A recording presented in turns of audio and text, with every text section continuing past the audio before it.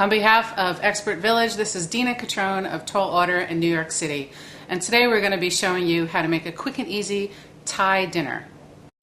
Okay, so here we have, as I measured out before, it was a coriander, turmeric, cumin, and the salt. I'm going to put that into my marinade container. You really could use anything. I mean, I just happen to have this plastic container.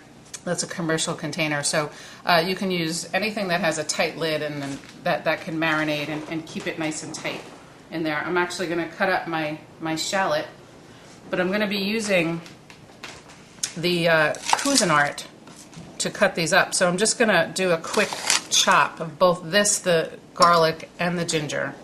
So I'll show you it so you don't have to be chopping like crazy. You can just use the food processor, which is fine. So let me just get the skin off of here,